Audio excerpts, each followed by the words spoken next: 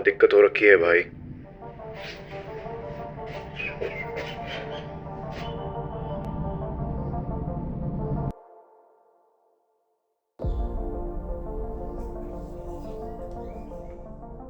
कभी कभी लाइफ में कोई ऐसी चीज़ आ जाती है कि भाई सारे पर्सपेक्टिव हिल जाते हैं।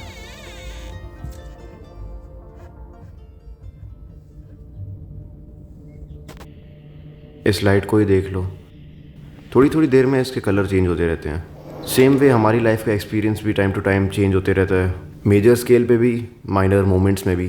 कभी गुस्सा, कभी दुख, कभी खुशी, कभी गम। क्या मूवी थी भाई।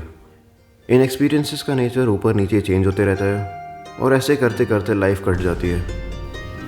ऐसे लगता है हैप्पीनेस और सैडनेस की दो बास्केटबॉल रिंग्स हैं जिनके बीच हम इधर उधर ड्रिबल करते रहते हैं।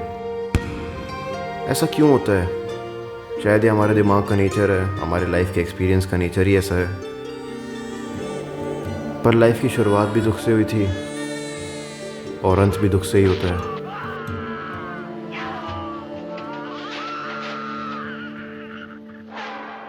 पर असली क्वेश्चन ये है कि क्या इससे छुटकारा मिला जा सकता है? क्या सेंटर लाइन पे बॉल स्थिर रह सकती है?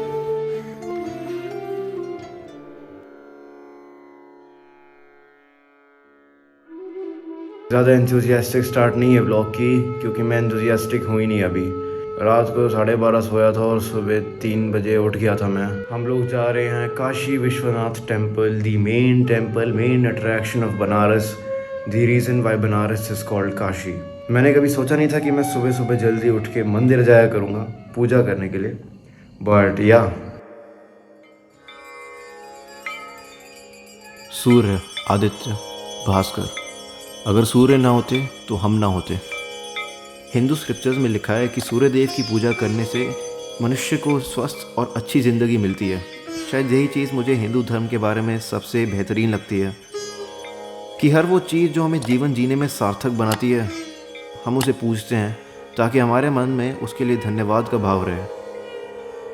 अगर साइंटिफिकली देखा जाए तो रोज़ सुबह सनराइज से पहले उठकर सूर्य देव की पूजा करने से हमें एसेंशियल विटामिन्स और एक अच्छी स्लीप साइकिल मिलेगी, जिससे कि हमारा जीवन स्वस्थ और अच्छा रहेगा। जो बात मुझे खटकी वो ये थी कि लोग खाली अपनी इच्छाओं को पूरी करने के लिए पूजा में आते हैं। लोग प्रार्थना कर रहे हैं गाड़ी, दौलत, अच्छे पति के लिए। निस्वार्थ भाव से अगर हम इन पूजाओं को देखें तो ये सारी पूजाएं ज़्यादा मीनिंगफुल और सुंदर लगती हैं। मुझे लगता है कि सिर्फ तभी हम इन पूजाओं से लाभ कर सकते हैं।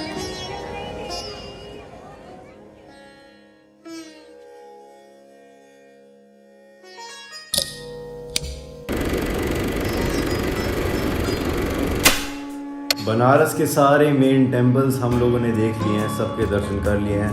काशी विश्वनाथ टेम्पल, काल भैरव मंदिर और हनुमान जी का मंदिर। ओए, हनुमान जी के मंदिर को और क्या कहते हैं? पवन पुत्र मंदिर नहीं, संकट मोचन मंदिर। आहा, संकट मोचन मंदिर याद आ गया। अभी इसके बाद हम लोग जा रहे हैं सारनाथ स्तूपा। मेरे लिए ये पार्ट इस ट्रिप का सबसे ज़्यादा इम्पोर्टेंट पार्ट है, बिकॉज मैं 2 साल से वेट कर रहा हूँ सारनाथ जाने की। मुझे आज भी याद है जब मेरे को अपनी ज़िंदगी की पहली हार्ड हिटिंग रियलाइजेशन हुई थी सारनाथ में। जब सारनाथ के एक रैंडम लोकल गाइड ने मुझे 2-3 चीज़ें बताई थी, 2-3 टीचिंग्स बताई थी गौतम बुद्ध की। बेशक से वो खुद भी प्रैक्टिस ना करता हो, उसने बस बोल दी वो टीचिंग्स, और जैसे वो मेरे कानों में गई, जैसे वो मेरे दिमाग में प्रोसेस हुई, मेरी ज़िंदगी बदल गई तब से लेके आज तक। तो अभी हम लोग सारनाथ जाएंगे। यहाँ से 2 घंटे का रास्ता है ऑन फुट, तो हम लोग ऑब्वियसली चल के ही जाएंगे वहाँ पे। शहानवीर को ब्लॉग में लेने का समय आ चुका है। पिछान बेबी, अब हम जा रहे हैं फाइनली सारनाथ के लिए, निकल चुके हैं मैं और मेरा भाई। हम लोग 1/5 रास्ते पे आ गए। हमारा थोड़ा हाल ख़राब हो रहा है क्योंकि बहुत ज़्यादा गर्मी है, एज यू कैन सी। शाहान के पैर में भी थोड़ा दर्द हो गया क्योंकि कल हम ज़्यादा चल लिए थे घाट ज़्यादा। लेकिन एक रिलीफ है कि हमारे पास एक अच्छा व्यू है आगे के पाथ के लिए। Yes, that's let's go guys.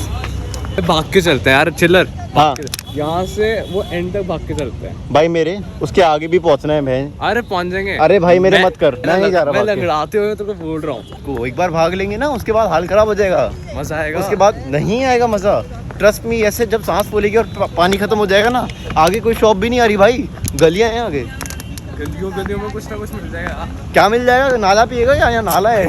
गलिया में एक नाले से पानी पीना है क्या तुझे? भाई गलिया में एक बार तुमको प्यार मिल गया था भाई, हमें भी कुछ मिल जाएगा। क्या गलिया सॉन्ग सुना है तूने?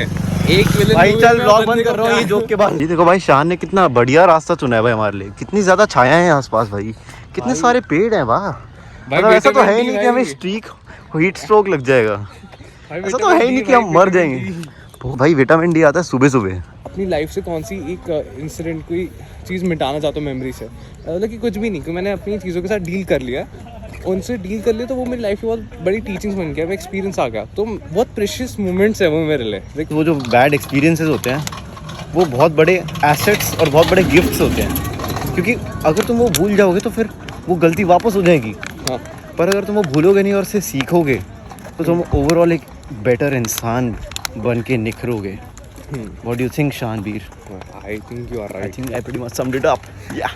Please check the map. मेरे को गर्मी लग रही है। अरे I swear to God, मुझे नहीं लगता मैंने इतनी कड़ी कैडी धूप में इतना लंबा स्ट्रेच कभी चला है बहुत टाइम से भाई।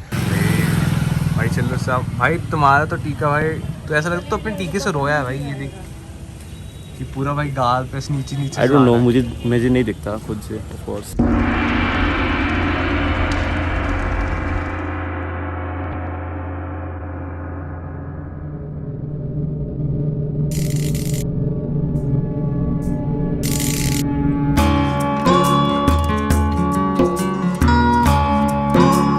करीब करीब 2 घंटे हो गए थे मेरे को और शाहान को चले।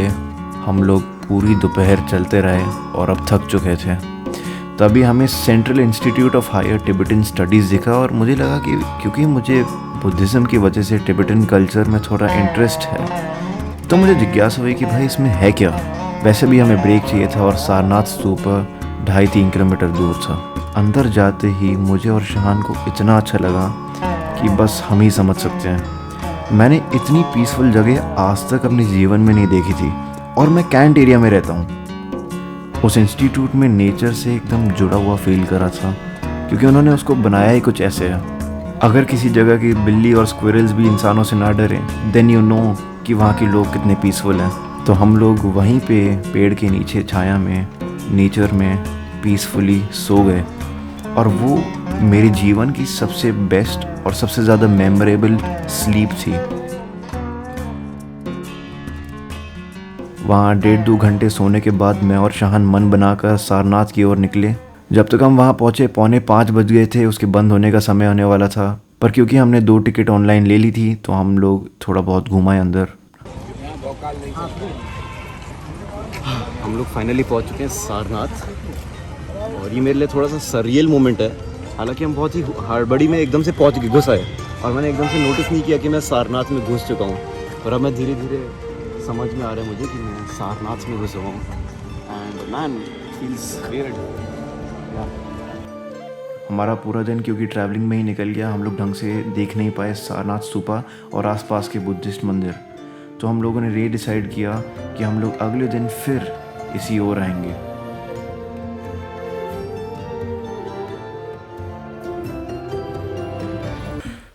Hello, anyways that was it for this vlog. मैं तुम्हें अगले व्लॉग में मिलूंगा, जिसमें एक्चुअली मैं तुम्हें चीज़ें दिखाऊंगा।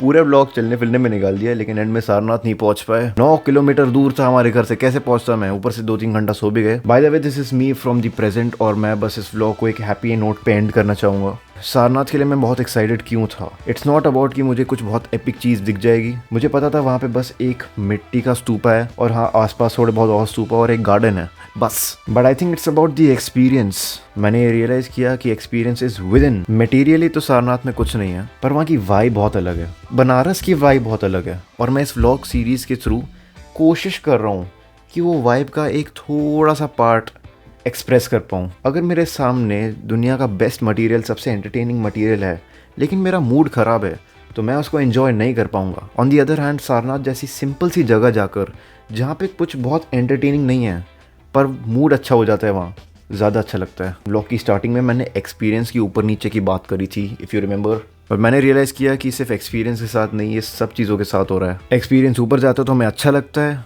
फिर उसके बाद नीचे आ जाता है, फिर हम चाहते हैं वापस ऊपर जाए। It's like a sine wave. 2 साल पहले जब सारनाथ गया था तो गाइड ने मुझे बताया क्या, गाइड ने मुझे बस इतना बताया कि गौतम बुद्धा ने बोला कि attachment is equal to suffering. अगर मैं किसी भी चीज़, इंसान, थॉट, आइडिया, किसी से भी अटैच्ड रहूँगा तो मेरे को बीटी हो जाएगी भाई, क्योंकि सब कुछ टेम्पररी है। और अगर हम सब चीज़ों से अटैच्ड हो जाएं तो एक दिन वो चले जाएंगी चीज़ें और फिर बीटी आ जाएगी। तो अगर हम अटैच ना रहें तो चीज़ें आए या जाएं फ़र्क नहीं पड़ेगा।